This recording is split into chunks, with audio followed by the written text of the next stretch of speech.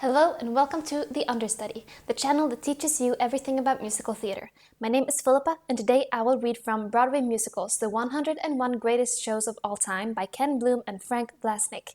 To get the full version of the book, I recommend getting the physical copy, as images and certain inserts from the book won't be displayed here. I do not own this material, I'm just reading from a place of entertainment and education, and I will not edit these audio recordings as I go, so you will get the unabridged version. Today I will go through section P. The Pajama Game opened May 13th, 1954 at the St. James Theatre with 1,063 performances. Produced by Frederick Brisson, Robert E. Griffith, and Harold S. Prince. Music and lyrics by Richard Adler and Jerry Ross. Book by George Abbott and Richard Bissell. Based on the novel 7½ Cents by Richard Bissell. Musical direction, Hal Hastings. Music orchestrated by Don Walker. Dance arrangements by Roger Adams. Directed by George Abbott and Jerome Robbins. Choreographed by Bob Fosse. Scenic design by Lemuel Ayres and costume design by Lemuel Ayres. Synopsis. Babe Williams is a member of the grievance committee of the local union at the Sleep Tight Pajama Factory. The union wants a 7½ raise, but Mr. Hassler, the owner of the factory, won't budge. Sid Sorokin, the new superintendent, and Babe quickly fall in love. Can management, labor, work, and love together despite their differences? That is the question answered by Curtains Fall. Cast. Hines, Eddie Foy. Press, Stanley Prager. Hassler, Ralph Dunn. Gladys, Carol Haney. Sid Sorokin, John Raitt. Mabel, Rita Shaw. Second helper, Buzz Miller. Babe Williams, Janice Page. May, Thelma Pellish. Brenda, Marion Colby. Salesman, Jack Waldron. Worker, Peter Gennaro. The Pajama Game is one of the most influential and innovative musicals ever. That might seem like an odd statement, but changes in art are often undertaken in small steps. The shows that introduce the bravest new ideas are often those that mask them with entertainment, but never letting on that another barrier has fallen. The Pajama Game, one of these revolutions, happened in a small, simple moment. After the song Small Talk, when the heroine, Babe, cooks a midnight snack for the hero, Sid, she takes off her dress as to not spatter it with grease. She's left wearing only a slip. In that moment, audiences saw for the first time in a musical that two unmarried characters were going to spend the night together. No big deal was made of it, and audiences didn't make an uproar, even though this was the chaste America of 1954. Interesting to note, when the show was filmed with great allegiance to its state origins, Babe did not disrobe. But then, the movies have always been behind the times, at least when it came to the imitations of sex and drugs and other production codebreakers. Even the lyrics of an innocent show as The Pajama Game came under scrutiny. When Mabel tests Hince's jealousy's quotient in the song I'll Never Be Jealous Again, she asks him would he be jealous if he unexpectedly dropped in on his girlfriend. Gladys and found her looking guilty with the window open out there in front of him. A shirt and tie and a pair of pants in a nice, neat little pile. That's what Broadway audiences heard, anyway. For Hollywood insisted on the satinized lyrics, a hat and tie, and a pair of socks in a nice, neat little pile.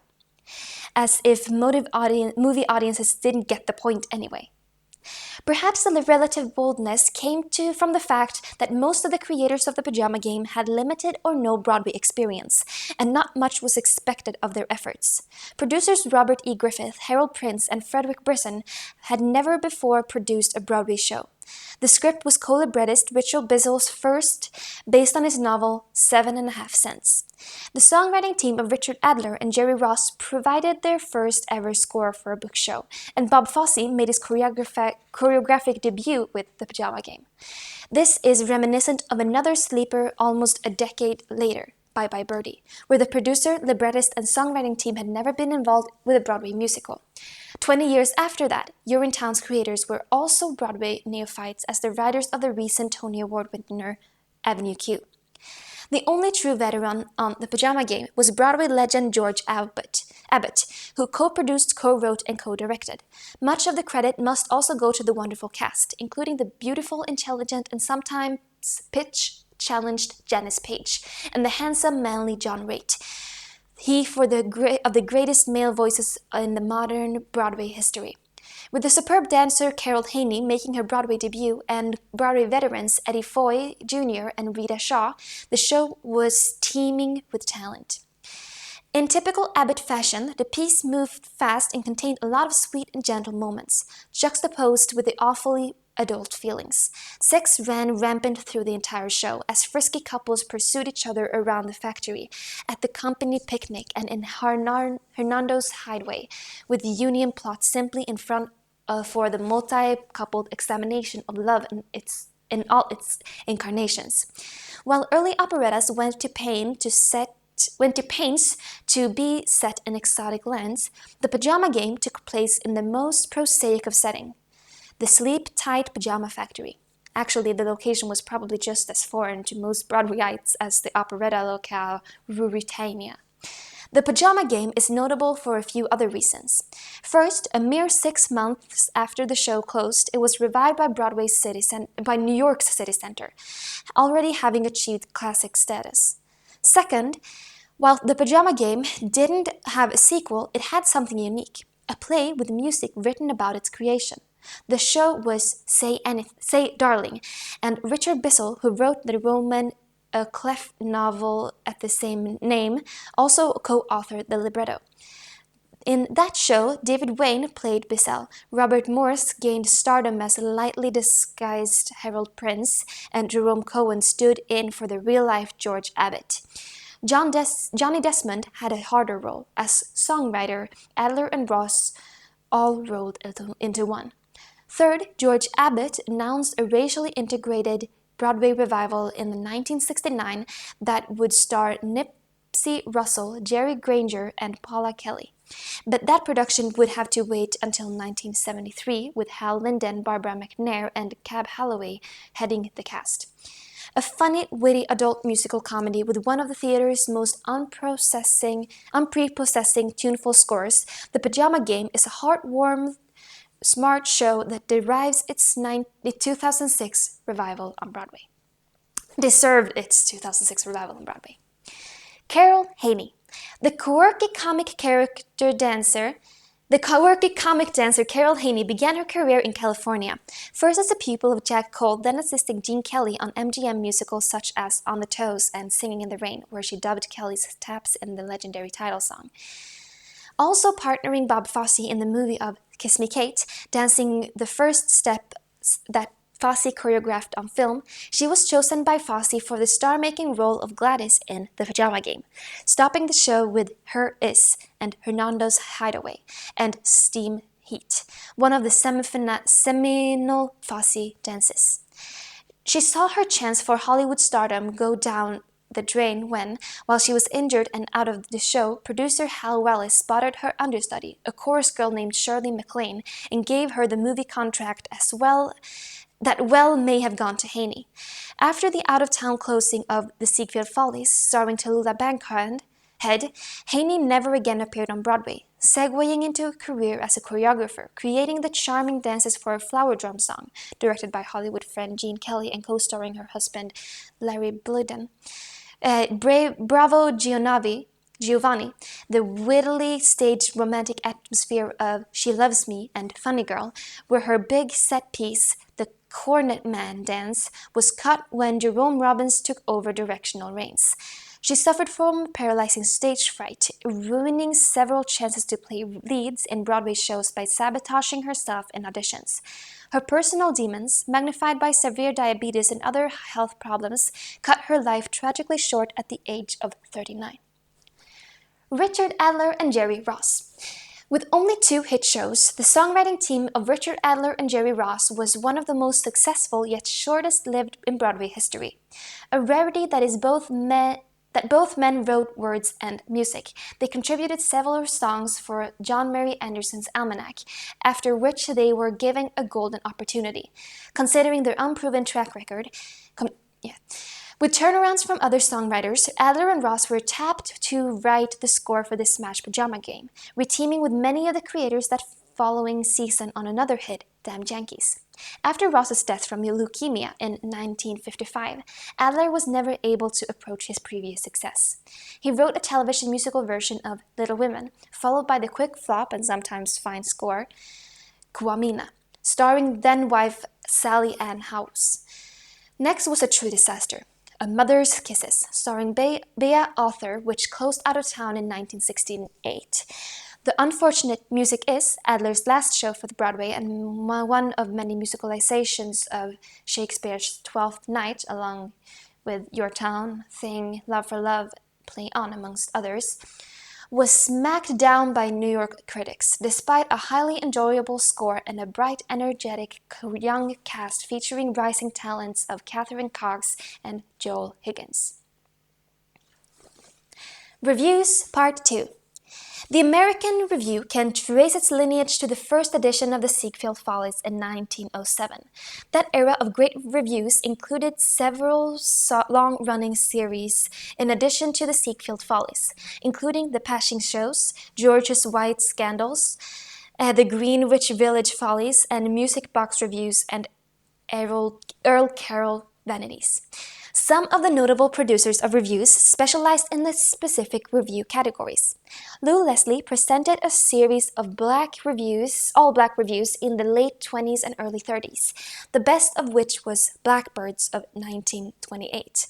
Max Gordon was a champion of the smart, sophisticated review, featuring songs by Howard Dietz and Arthur Schwartz. These included Three's a Crowd, 1930, The Bandwagon, 1931, and Flying Colors, 1932. Michael Todd jumped into the fray when burlesque was banned by Mayor LaGuardia, presenting plenty of feminine pulchritude in Star and Garter 1942 and Michael Todd's Peep Show 1950. Leonard Stillman set out to discover new talent in a series of New Faces reviews, presenting new editions in 1934, 36, 43, 52, 56, 62, and 1968. With the advent of the television variety show, Broadway reviews pretty much became a thing of the past, though there was a mini revival of the form in recent decades, with several great entries. The burlesque-themed Sugar Babies 1979, starring Mickey Rooney and Ann Miller, and Black and Blue 1989, featuring Ruth Brown, Linda Hopkins, and Carrie Smith. Howard Dietz and Arthur Schwartz. The songwriting team, Howard Dietz and Arthur Schwartz, were the masters of review format. Schwartz, a self-taught pianist, planned to be a lawyer and earned a doctorate in jurisprudence from Columbia University. But Schwartz wasn't happy at his law practice, and even before his graduation in 1924, he began writing songs. His first, Baltimore M.D., You're the Only Doctor for Me, was published to shockingly scant acclaim in 1923. Schwartz approached Dietz for the idea of collaborating but was turned down. 5 years later, having gained experience, he again approached Dietz. A new team was born that would span 34 years. As they wrote, Dietz also pursued a career in public relations, eventually becoming a vice president of publicity for MGM.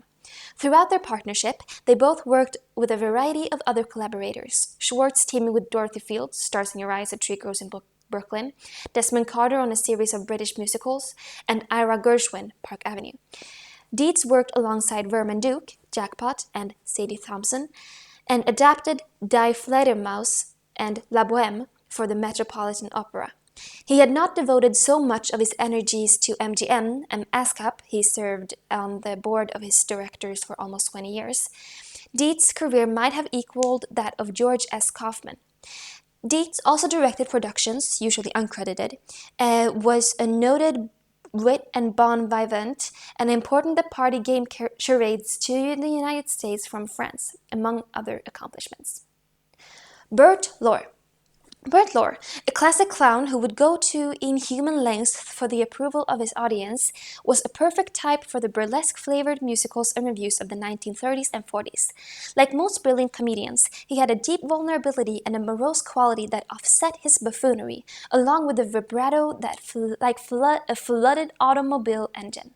His shows are not household names today. Hold Everything, Flying High, Hotcha, and Life Begins at 8:40. But in their time, they elevated him to the top of the musical comedy field, after laying them in the aisle in Du Barry Was a Lady, he next returned to Broadway's stage in the revue's Seven Lively Arts, co-starring with another utterly brilliant, utterly unique clown, Bea Lilly. On Two on the Aisle, co-starring and feuding with Dolores Gray. Besides a short run in The Boys Against the Girls and non-musical roles in shows ranging from S.G.J. Perelman's The Beauty Part to Waiting for Godot, his only other musical was in 1964's Foxy, which played its tryout in the most remote of locales, Dawson City, Alaska. Eternally remembered as the Cowardly Lion, Lore wore many masks during his illustrious career, always hysterically funny, with acute pain just under the crust. Pal Joey opened December 25th, 1940 at the Ethel Barrymore Theatre with 374 performances. Produced by George Abbott, music by Richard Rodgers, lyrics by Lawrence Hart, book by John O'Hara based on the novel of the same name, orchestra conductor Harry Levant, orchestrations by Hans Bialik, directed by George Abbott, dance direction by Robert Alton, settings and lighting by Joe Meisner, and costumes by John Koenig. Synopsis. Joey Evans is not too bright, but that's all right because he has a self-assurance and sex appeal to spare. Joey works in a nightclub and there meets the wealthy married Vera Simpson. She's interested in his animal magnetism and he's drawn to her pocketbook. Vera sets Joey up in a classy apartment and even buys him his own dream nightclub, Ches Joey. Still, Joey mistreats her, which only makes her fall more deeply in love with him. When Vera learns of a plan to blackmail her, she calls the police on the hood and realizes that slumming in Joey's world isn't quite as aphrodisiac as it once seemed. She leaves Joey back where he began, down and out and looking for the main chance. Cast: Joey Evans, Gene Kelly; Gladys Bumps, June Havok; Linda English, Layla Ernst; Albert Duane, Stanley Donen; Vera Simpson, Vivienne Segal; Melba Snyder, Jean Castro; Ludlow Lowell, Jack Durant. The original production of Pal Joey met with, shall we generously say, mixed reviews. Many were shocked at such a charming, charismatic, sexy anti-hero as lead of a musical. The unusual song and dance show for the tired businessman it certainly wasn't. It was only with a revival that Pal Joey achieved its great fame and success. That revival was spurred by the success of a studio cast recording of the score by Columbia Records under the leadership of Goddard Lieberson, with Harold Lang playing Joey and Vivienne Segal reprising her original role of Vera. When Joel Stein decided to produce a revival based on the great reception of the recording, he cast Lang and Segal. Revivals have always been a staple of the American theater, though never as much as in recent times. The most revived show in Broadway history is the Shubert Brothers production of Blossom Time, playing Broadway a minimum of 6 times. The exact number is unknown since the Shuberts would put the show on for 1 or 2 performances, then yank it out and put it on the road advertised as direct from Broadway. It wasn't always so on Broadway. In fact, once upon a time, when the musical was alive and kicking, revivals were a rarity rather than a mainstay of theatrical season. The first successful revival was Victor Herbert's The Red Mill in 1945. There were a few revivals in the early 50s, Pal Joey in 52 and 54's On Your Toes. But aside from a brief Broadway transfer of the Lincoln Center production of Annie Get Your Gun, there were no more Broadway revivals of note until The Boyfriend in 1970. One reason was a spate of off-Broadway revivals, including Leave It to Jane, Anything Goes, and Best Foot Forward. There was, however, producer Jane Dalrymple's fabulously successful pieces of musicals at City Center. When the show closed on Broadway, Miss Dalrymple would take possession of the scenery and keep it in storage until the time was right for a revival at the former Masonic Temple. In the 1960s, Richard Rodgers headed up the Music Theater of Lincoln Center, which performed at the astoundingly unsatisfactory New York State Theater. With the unexpected success of producers Harry Rigby's nostalgic production of No No Nanette in 1971, Broadway went revival crazy. Rigby tapped the market again with Debbie Reynolds in Irene, opening a Carverner's Minskoff Theatre in 1973. Rigby's tribute to the olden age of American musicals came to a crashing halt with a revival of Good News starring Elise Faye. As the flow of original musical shows slowed to a crawl, the revival offered pre-tested product. Just recast, slap it up with the road show quality sets and star of television, and on with the show. Only it wasn't that easy. A spate of terrible musical revivals hit Broadway in the 1970s. An all-black Guys and Dolls starring Robert Guillaume wasn't a bad idea, but it didn't equal the success of the similarly cast Hello Dolly. Kismet made its way to Broadway, renamed Timbuktu. Other revivals of note were Oklahoma and Peter Pan, the latter with Sandy Duncan. The 80s found a terrific revival of On Your Toes, directed by George Abbott, with but few others of interest. In the 90s, the Dodger production produced a series of revivals that included The Guys and Dolls, A Funny Thing Happened on the Way to the Forum, Once Upon a Mattress, 1997, starring a vocally undercast Sarah Jessica Parker, and How to Succeed, starring her husband, Matthew Broderick. Other revivals of the 90s included Fiddler on the Roof, Man of La Mancha, Damn Yankees, My Fair Lady, Carousel, Grease, Showboat, The King and I, Candide, 1776, The Sound of Music, On the Town, You're a Good Man, Charlie Brown, Annie Get Your Gun, She Loves Me, and Kiss Me, Kate. The most successful revivals of all time took place in the 90s and into the next century.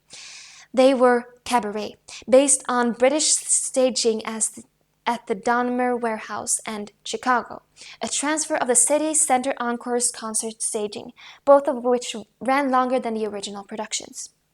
So far this century, we've seen Follies, 42nd Street, The Music Man, Bells Are Ringing, Gypsy, Man of La Mancha, Jesus Christ Superstar, Little Shop of Horrors, Flower Drum Song, Fiddler on the Roof, and Oklahoma. With the exception of 42nd Street, which equaled the original at least in terms of its physical production and its energy, they were all pale imitations or unfortunate rethinkings of the originals. Strangely, there has only been one other revival of Pal Joey, at the Circle in the Square in 1976, starring Christopher Chadman and Joan Copeland. Perhaps the failure of that revival has made it producers shy away from the further attempts to bring the show into New York. The Rodgers and Hammerstein organization has commissioned several new libretti, but none has equaled the original. In this era, when revivals explore the darker elements of musicals like Chicago and Cabaret, it seems odd that Pal Joey isn't tops on any producer's list. Joe Milesner, the most successful set designer of the golden era of Broadway, worked equally on musical and straight plays. With his beautiful atmospheric drops, mammoth set pieces, and use of imagination, color, and startling shifts of perspective, Milesner boasted a resume that reads like a history of the Broadway musical. Gay Divorce, Jubilee, On Your Toes, I Married an Angel, Knickerbocker Holiday, Boys from Syracuse, Stars in Your Eyes, Too Many Girls, Pal Joey, Best Foot Forward, By Jupiter, Carousel, Annie Get Your Gun, Street Scene, Finian's Rainbow, Allegro, South Pacific, Guys and Dolls, The King and I, A Tree Grows in Brooklyn, Top Banana, Can, Wish You Were Here, for which he designed Broadway's first functional swimming pool, Me and Juliet, By the Beautiful Sea, Fanny, Silk Stocking, The Most Happy Fella, Happy Hunting, Oh Captain, Gypsy, Mr. Prentice-Sident, and 1776. June Havoc, one of the only two people profiled in this book who is also represented as a character in one of the 101 greatest shows, that other being Florence Ziegfeld Jr., began her career as a precocious Muppet in vaudeville as Baby June Havoc, later portrayed, perhaps more than a little mythically, in the musical Gypsy. As she matured, Havoc became one of the rare and lucky child performers that segued into an equally successful adult career. With a career that spanned over 6 decades, she made a debut in the 1936 Sigmund Romberg flop Forbidden Melody. finally gaining stardom after a quarter century in the business. She played Gutty Bumps singing That Terrific Rainbow and The Flower Garden of My Heart in the original production of Pal Joey, followed by leading lady roles in Mexican Hayride and Sadie Thompson.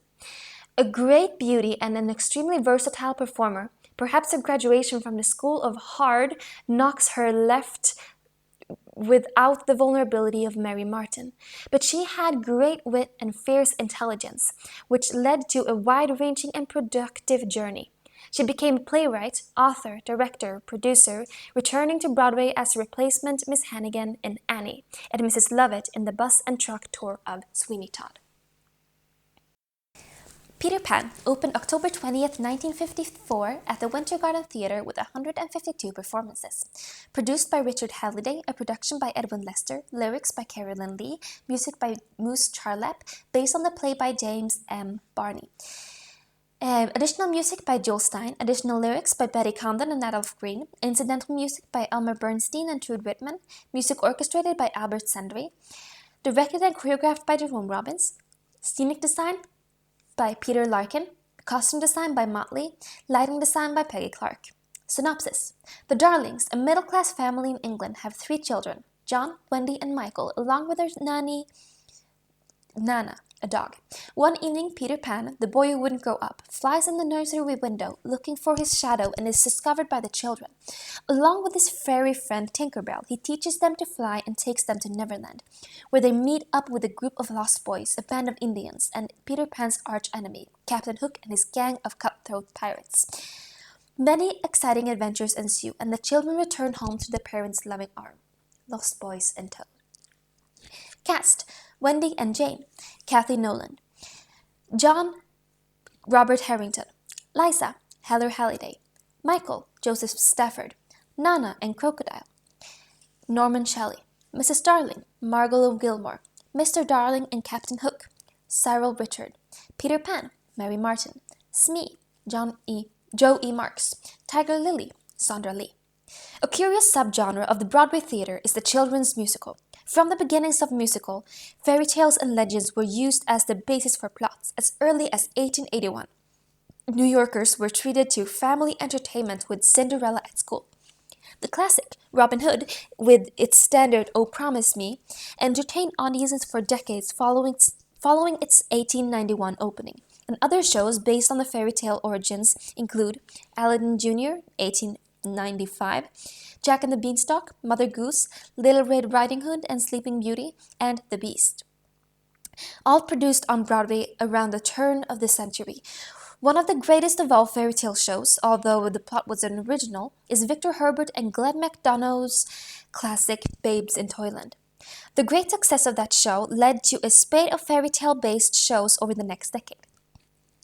All these shows share one thing in common. They were all written with adults in mind, and children who tagged along were an added bonus. In more modern times, shows like Annie and Doug Henning's Merlin were geared for the children's market. The recent A Year with Frog and Toad from the Children's Theatre of Minneapolis was especially conceived for children. Along with the adults who accompanied them were equally enchanted. The quality of the show didn't guarantee its success, however. With a top ticket price nearly $100, families were understandably loath to drop nearly $5,000 on an evening in the theater for a family of 4. Today, we're lucky to have the Disney musicals The Lion King and Beauty and the Beast bringing in thousands of new theatergoers. Exposing children to theater at a young age and making it a habit is one of the utmost importance if we are to cultivate new audiences. Everyone who enjoys the theater remembers how enchanted they were at their first live performance, be it a puppet show, a school play, or even a Broadway musical. Of all modern art forms, the theater requires the most suspension of disbelief, and therefore, children with a boundless sense of wonder and imagination can be the most responsive to the magic of the theater. That, in a roundabout ways, lead us to Peter Pan. J. M. Barrie's 1904 play has always been a staple of the English and American theater. The first actress to play Peter, it was always played by an actress until 1952 German production, was Nina Boychikolt, sister of the great playwright Dion Boychikolt, who served as director, while the most famous American Peter was Maude Adams. For many of us, though, there will only be one Peter Pan, and that is Mary Martin. Presented live on NBC for the first time in 1955, it soon became an annual event, with 7 additional showings for over the next decades. Surprisingly, the Mary Martin Peter Pan we all know became about because of an entirely different version. An earlier adaptation has begun by Leonard Bernstein, starring Jean Arthur and Boris Karloff, with Jerome Robbins set to direct. When Bernstein left the project after supplying only 5 songs, writing lyrics as well as music, Robbins saw the piece becoming more play than musical and quit. After the Jean Arthur Play with Songs version closed, Roberts felt the time was right for the full-fledged musical he had envisioned all along. The songwriting team of Moose Charlap and Carolyn Lee were hired to write songs, with songwriters Nancy Hamilton and Morgan Lewis and Tom Adair also contributing numbers, all of which were eventually cut. When the show was beset by problems during its Los Angeles tryout, Roberts brought in Jewel Stein, Betty Comden, and Adolph Green to supplement the Charlap-Lee score.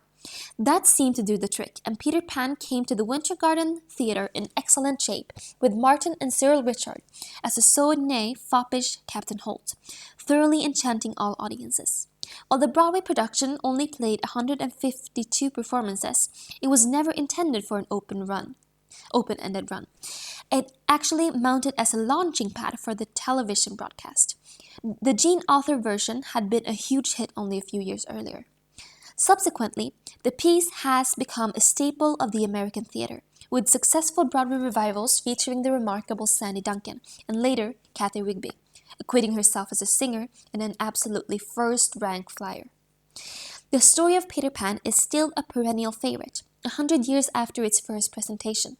It lives on through countless theatrical productions around the world, both the stage play and the musical version, bringing joy and happiness to children of all ages and making many lifelong devotees to the theater. Cyril Richard. The witty, epicene comedian Cyril Richard will forever be known to an entire generation as the Captain Hook of their youth. Originally from Australia, he came to the States in 1925, appearing in several revues, before he moved to London to become a musical star, often alongside his wife Madge Elliott. He came back to the States after almost 30 years to direct the revue John Mary Anderson's Almanac in 1953, and was cast shortly thereafter in Peter Pan by Mary Martin herself, winning a Tony for his flamboyant yet sniveling portrayal. With many appearances on the early days of television, including a musical version of Aladdin with Paul Corder's last score, he wore 2 hats in 1961 in the short-lived The Happiest Girl in the World, both directing and starring in a number of roles. Next co-starring with Anthony Newley in The Roar of the Grease Paint, The Smell of the Crowd, Richard had his final role in a book show as dirty old man Osgood Fielding in Sugar, falling head over heels for the lipsticked Robert Morse. He died in Chicago at the age of 80, while appearing as the narrator in the national tour of the revue Side by Sondheim. Sandy Duncan. The vivacious Sandy Duncan first appeared on a New York stage in City Center revivals, playing Louise in Carousel, Susan the Silent in Finian's Rainbow, and Liesel in The Sound of Music in the 1967 season.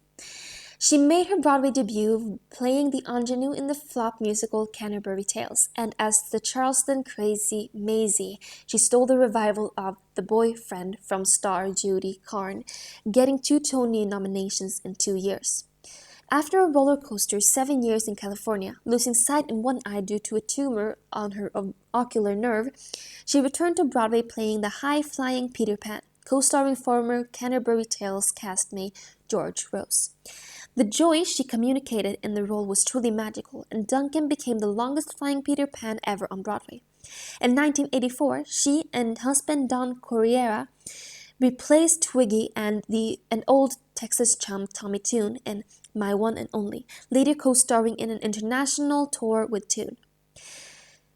Back to California with a 4-year stint on television, nightclub work, and an LA production of South Pacific, tackling another Mary Martin signature role and making it her own, she moved her family back to New York a decade ago, anxious to return to Broadway. Reportedly brilliant to the lucky few who saw her in several workshops of an aborted stage version of Easter Parade, she finally made it back to the boards in 1999 as a magnetic, hysterical replacement Roxy in the Chicago revival. In a city center concert in 2003, a 57-year-old Duncan sang A Wonderful Guy from South Pacific, ending with a cartwheel into the splits to a thunderous ovation. Perhaps more than any other performer, this woman deserves a new musical written just for her. The Phantom of the Opera opened January 26th in 1988 at the Majestic Theatre with 9,435 performances. Produced by Cameron McIntosh and the Really Useful Theatre Company Ltd. Music by Andrew Lloyd Webber. Lyrics by Charles Hart. Book by Richard Stilgoe and Andrew Lloyd Webber from the novel Le Fantôme de l'Opéra by Gaston Leroux. Additional lyrics by Richard Stilgoe. Musical director David Caddick. Musical orchestrated by David Colin and Andrew Lloyd Webber. Directed by Harold Prince. Musical staging and choreography by Gillian Lynn. Scenic design and costume design by Maria Björnsson. Lighting design by Andrew Bridge. Synopsis. Christine Daae, a dancer in the corps of the Paris Opera, is also a budding singer, coached by a secret admirer who she has never seen but only hears when alone in her dressing room. The voice belongs to the seductive and shadowy Phantom, a frustrated composer. He plans to have his beloved protege Christine sing his opera, and to meet this end blackmails the producers into giving her bigger and bigger roles. Christine is terrified by the disfigured genius, but is mesmerized by his power and talent. The Phantom, tortured by his love for Christine, who only has eyes for the handsome Raoul, captures her and takes her to his secret lair in the catacombs beneath the opera house, where they are pursued by the police, Raoul, and anyone who can carry a torch. Trapped, he vanishes into the music of the night.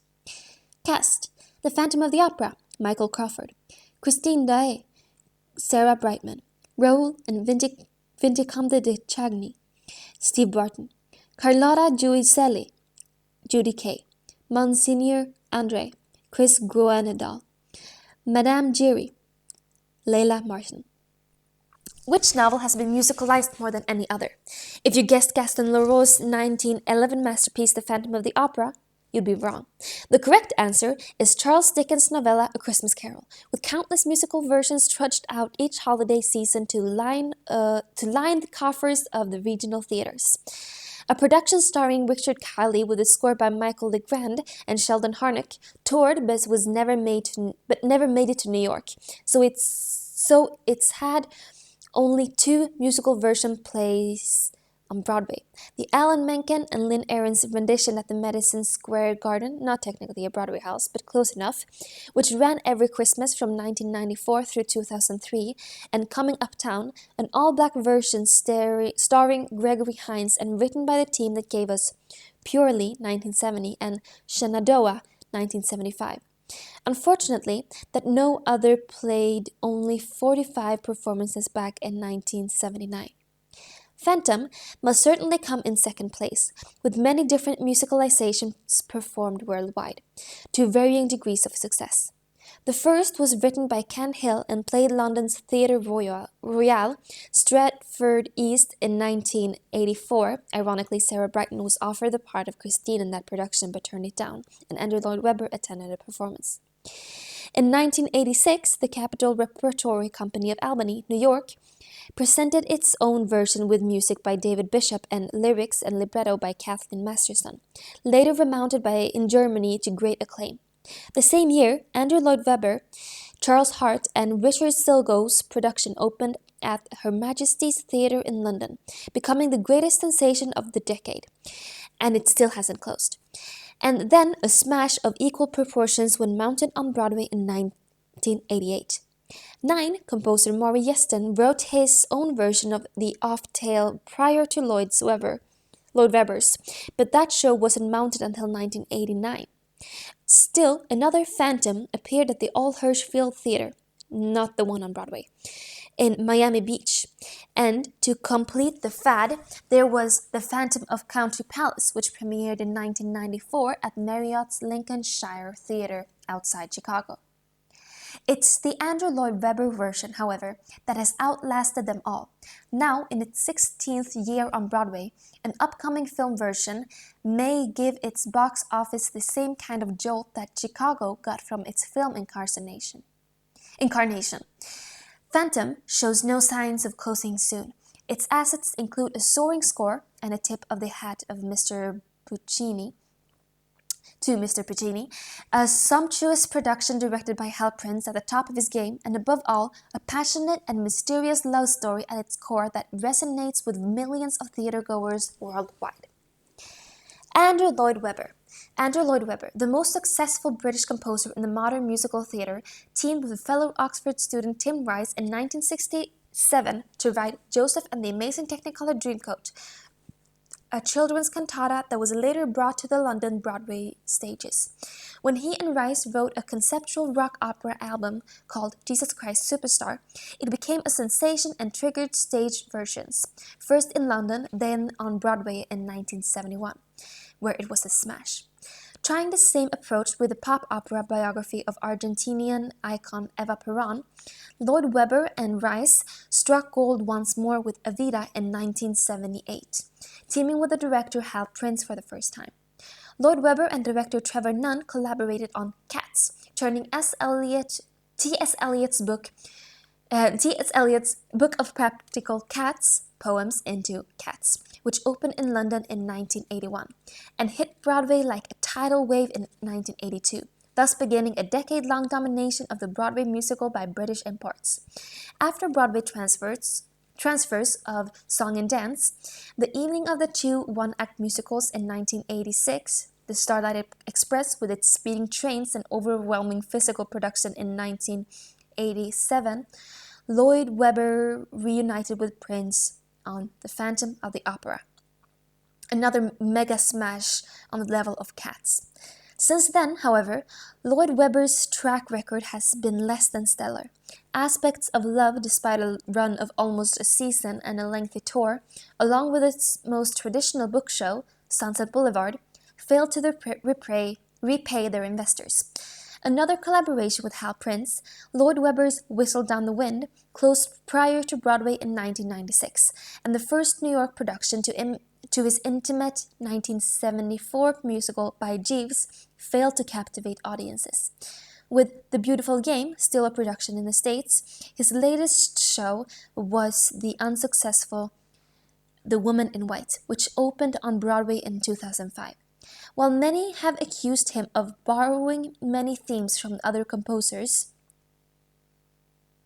Lloyd Webber has an undeniable gift for writing sweeping, accessible melodies that he knows will win the hearts of theatergoers. Cameron Mackintosh.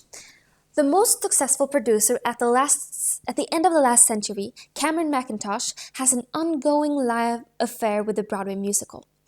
Intensely loyal and fully supportive of his projects, both emotionally and financially, Mackintosh got his start as a producer in England when only 20 years old, making a mark on the West End in his 1976 production Side by Side by Sondheim.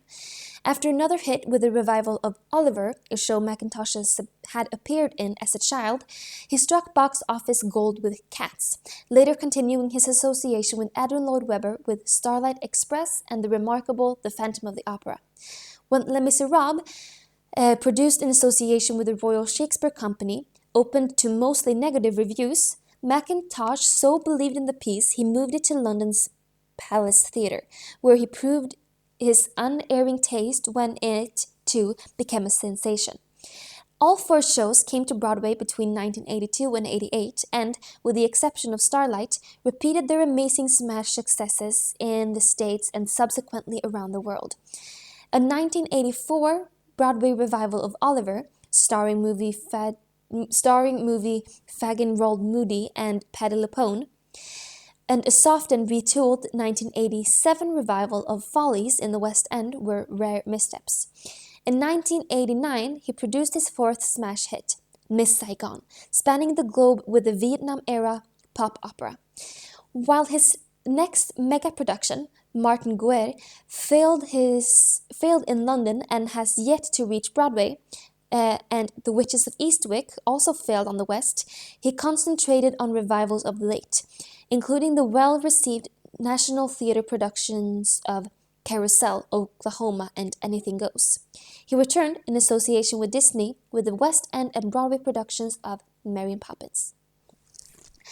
Porgy and Bess opened October 10, 1935 at the Alvin Theatre with 124 performances. Produced by the Theatre Guild, music by George Gershwin, libretto by DuBois Hayward, lyrics by DuBois Hayward and Ira Gershwin, based on the play Porgy by DuBois Hayward and Dorothy Hayward. Conducted by Alexander Smollins, orchestrations by George Gershwin, staged by Ruben Momolian, scenic design by Sergei Sudiankini. Synopsis. Porgy, a crippled beggar on Catfish Row in Charleston, South Carolina, falls in love with Bess, a girlfriend of Crown, a particularly hot-tempered and violent man. When Crown kills a man during a crap game and goes into hiding, the flashy Sportin' Life, also with his eye on Bess, urges her to accompany him to New York. Bess declines and settles down with Porgy, who treats her well. A picnic on Kitawa Island is a happy occasion until Crown materializes and forces Bess to leave with him. A few days later, she returns to Porgy, tired and sick of Crown's abuse. As they reiterate their love, the hurricane bell sounds and Crown appears, attempting to win Bess back. Porgy fights with Crown and kills him. With Porgy in jail for questioning, Bess is again alone with the seductive Sportin' Life reappears, and with the help of drugs convinces Bess to come to New York with him. Porgy, finally freed from prison, finds Bess gone and begins a journey to get his woman back. Cast: Mingo, Ford L. Buck, Clara, Abby Mitchell, Sportin' Life, Johnny W. Bubbles, Jake, Edward Matthews, Maria, Georgette Harvey, Lily, Helen Dowdy, Serena, Ruby Elsie, Porgy, Todd Duncan, Crown, Warren Coleman, Bess, Anne Brown, Fraser, J. Rosamond Johnson. Porgy and Bess, a masterpiece of the American theater, had an unusually rocky start. Before Ira Gershwin even paired up with DuBois Hayward, Al Johnson was interested in Hayward's play, Porgy. It's one of history's near misses on a par with Shirley Temple as Dorothy in The Wizard of Oz and Ronald Reagan in Casablanca. It wasn't even the first all-black opera. That distinction went to Virgil Thompson's Four Saints in Three Acts. The original production reviews were less than splendid, and there wasn't even an original cast recording. By the time of the show's revival in 1942, some of the score was familiar to the public, and critics and audiences hailed the piece. Shows that are lucky enough to be successful on Broadway have lives for decades to come. There are Broadway revivals, national tours, community theater productions, high school and college mountings, summer stock and regional theater presentations, international productions, sometimes a film version, and for some, production by opera houses. Musical theater is one of America's most influential exports. Finian's Rainbow, as positive as a message about America as you could hope for, has played in the Czech Republic on and off for more than 30 years. Grease has toured Italy for a decade. I Do was recently presented in Paris. Disney has even premiered new musicals like The Hunchback of Notre Dame in Germany, a long way to go for an out-of-town tryout. Cy Coleman wrote a musical about Princess Grace, titled Grace, for production in Holland, and Japan regularly presents American musicals with all-female casts. Here are a couple of stories about the wildly successful afterlife of Porgy and Bess, as told by the original Porgy, Todd Duncan, in an interview with Berth Schuchat, Shuchat and by the original Bess and Brown in later interview with Jeff London, Amy Ash, and Ked Bloom. Anne Brown. We were supposed to sing at the National Theater in Washington. We realized it was a segregated theater. I think I was the very first one who protested vehemently that would not sing if the theater was segregated. And Todd Duncan very soon joined me. And we had made such a protest, of course, with the help of the Gershwin and the Theater Guild, that they changed their policy for that one week we were there. But the next week they went back to their old policy, which continued for 20 years. Todd Duncan. We closed the 1935 tour here in Washington at the National Theater. The 1938 tour went to California. It was all the same cast. It ended in disaster because of the floods in Los Angeles and San Francisco. I came back home to Washington until 1942. I taught at Howard University. In the 1942 revival was done by Cheryl Crawford, who had been a Theatre Guild assistant. I did it in Copenhagen in Danish in the late 1940s at the Royal Opera. I'd been doing concerts in Europe and heard about the production of Porgy and Bess during the war. The Gestapo closed a lot of theaters, but they wanted more music and allocated money for that. The Danish staged 4 new operas. They chose Porgy and Bess to show how they hated Nazis. After all, it was performed by Negroes and written by a Jew. They thought the Nazis would veto it. Money had poured into Porgy and Bess. People were sent to America to get real Negro wigs. At the premiere, 200 Nazis were in the audience. They enjoyed the first act, but during intermission, they got up and walked out. They allowed the Danish to do the next 2 performances because they were sold out. But the Danes gave 40 more performances underground during the war. The German would always find out that if it was done the night before, but they never knew when it was going to be done. The Royal Opera was dark on the outside, and that was the Danish performers' fight. They performed it at the cost of not knowing if they'd be blown up or killed by the Nazis. The Danes used it ain't necessarily so. To jam Gestapo radio lines. That became a symbol of resistance. I was proud to relearn the roles and do it for them. I was learning it in Danish while they rehearsed it in Danish. For most of the rehearsals, though, I'd sing in English while they all sang in Danish. They gave me one dress rehearsal with all these blondes in the cast. And that night, for the performance, I went out on stage and saw all these Negroes. I couldn't believe my eyes. They'd done something to make their noses broader. They were lovely dark shades of brown, from light brown to black, up to high yellow Negroes, mulattoes. All kinds of hair textures. Not only that they had the Negro flavor. They were just so wonderful, I cried. On the night of the opening, when we sang the duet Bess, you is my woman now, I sang to Bess in Danish, and she sang to me in English. I thought I would die. It took my breath away when I heard her say, Porgy, I's your woman now. I stopped the show with plenty of nothing. They wouldn't let me go on. I had to encore the song. That opera was 300 years old, and that was only the 3rd time that had happened. The first time was with Caruso, the second time with Chaliapin, the basso from Russia. Caruso had to sing I Pajama twice, and Boris Godunov had to die twice. They said it would go down in history. Anne Brown. I stage directed Porgy and Bess in 8 different cities in France and also in Oslo. The French people, the chorus, and the people who lived in Catfish Row, when the makeup was right, you almost believed what they said. It appeals because Porgy is a cripple. He is disadvantaged in more ways than one, and he wins over this. He wins a beautiful woman. He wins the respect of other people in Catfish Row. And he, in the end, is going to go off with his goat in his little wagon to New York and find Bess. Of course, we don't know if he ever reaches there, but the idea that one can surmount one's difficulties and what difficulties they had. Theater Guild.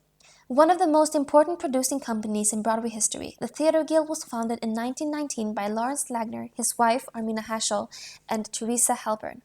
The Guild was most famous for its play, including 18 by George Bernard Shaw, 7 by Eugene Neal, and others by Robert E. Sherwood, Maxwell Anderson, William Saroyan, Philip Berry, Sidney Howard. Also among the Guild's 228 Broadway productions were some of the most important Broadway musicals. The Guild was responsible for Richard Rodgers and Lawrence Hart's first Broadway success, the Garrick Gayeties, Richard Rodgers and Oscar Hammerstein's first collaboration, the groundbreaking Oklahoma, as well as Porgy and Bess, Carousel, Bells Are Ringing, The Unsinkable Molly Brown. Among the Guild's other musical offerings were several quite respectable efforts, including Sing Out Sweet Land, Army and the Girl, Allegro, and Darling of the Day.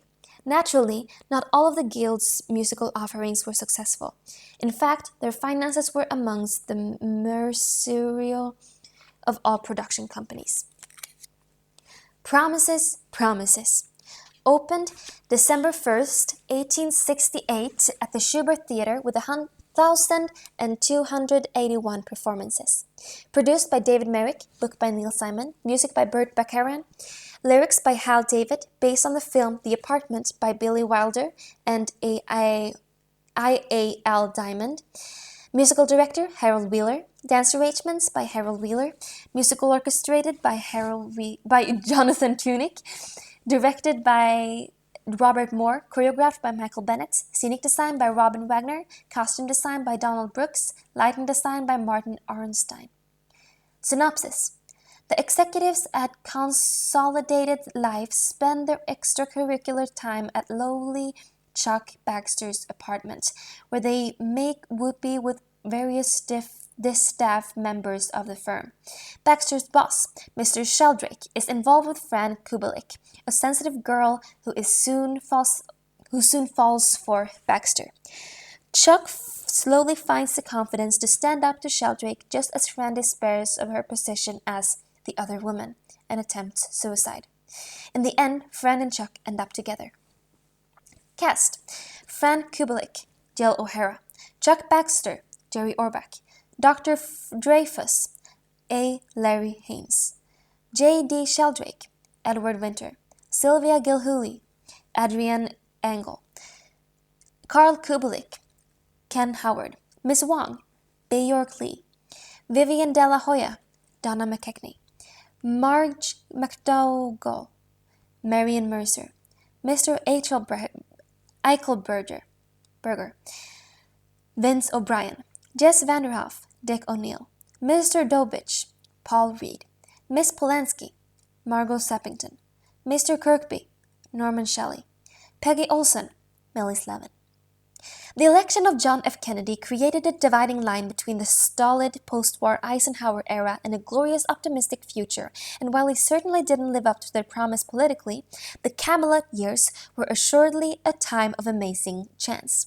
It was a period of assassination, war, and civil rights disturbances, and also a time of freedom of speech, free love, experimentation with drugs, and a vast sea change in the arts.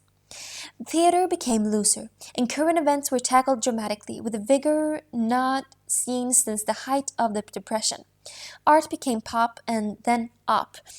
Popular music embraced the new rhythms of Brazil and free jazz, and the tide in the musical theater promised to turn with the advent of Hair.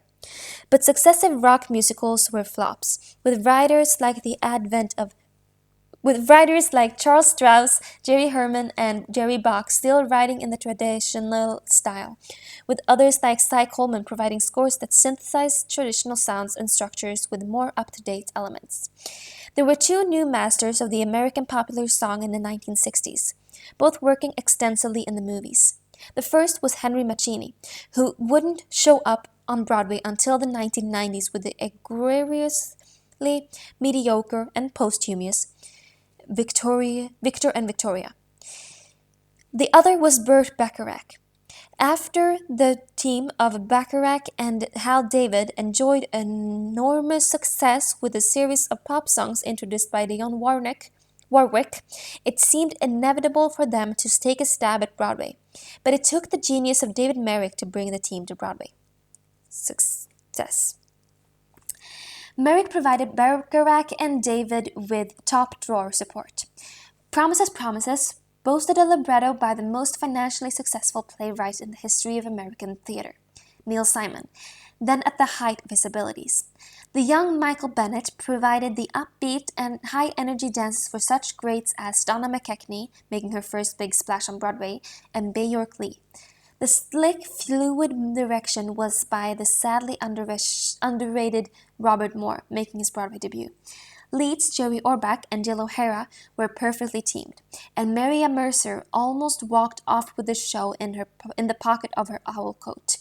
Credit for the successful pop sound of the show went to dance arranger Harold Wheeler and orchestrator Jonathan Tunick, making their Broadway debuts.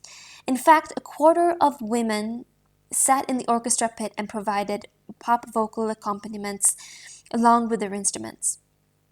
While David's lyrics, for the most part, were barely passable by Broadway standards, Bacharach's melodies and rhythms were highly inventive and theatrically satisfying. Sadly, Bacharach loathed the experience and for 35 years has refused entreaties to work on another score. David returned once, teaming with Michael Legrand on the flop Brainchild, which closed out of town. Jerry Orbach's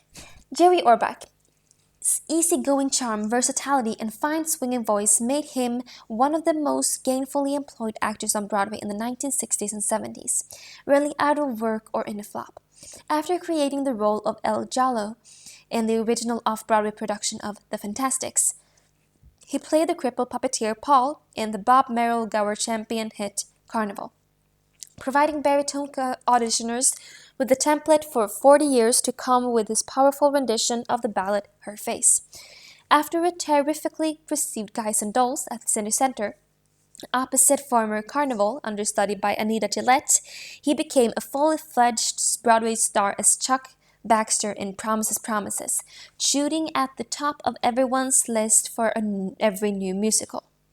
He chose his projects exceedingly well, as his roles as Billy Flynn in Chicago and Julian March in 42nd Street provided him with long runs and rave reviews.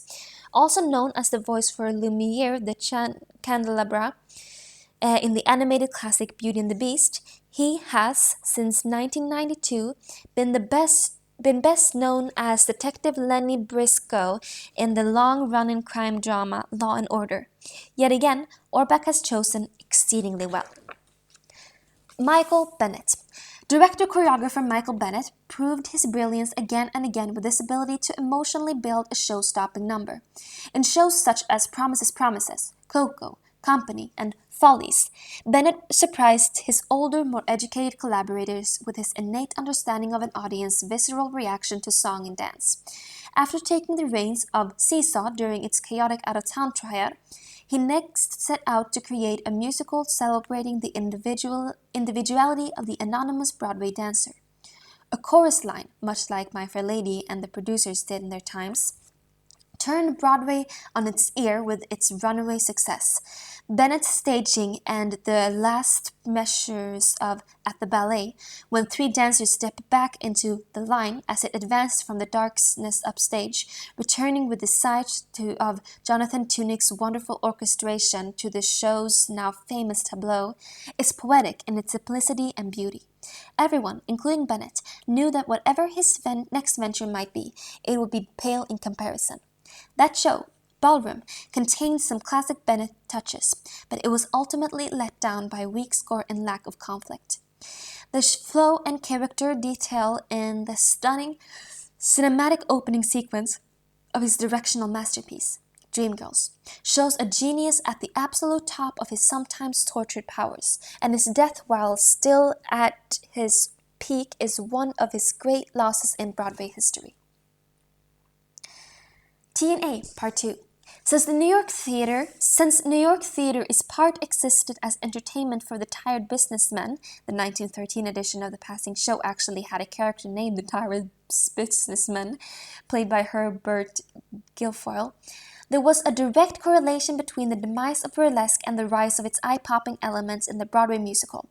Through shows like As the Girls Go, Ankles Away, and Mike Todd's reviews of the 1940s and 50s, starring Garter, beauty changed from the idolized pedestal-placed lovelies to the brazen bussiness and naughty sexuality of the sci-fair Ernie Martin shows Can Can and Whoop Up, which started a trend with the exotically named Asia of having a single monikered bombshell enlivening the proceedings with her mere presence. Virginia Martin was another dumb blonde bimbo, although usually she was a redhead. In shows like Little Me, New Faces of 1956, How to Succeed, and others. Then, too, the tired businesswoman or the tired businessman with alternative taste was not ignored, for the shows of Joshua Logan always provided acres of male purgitude.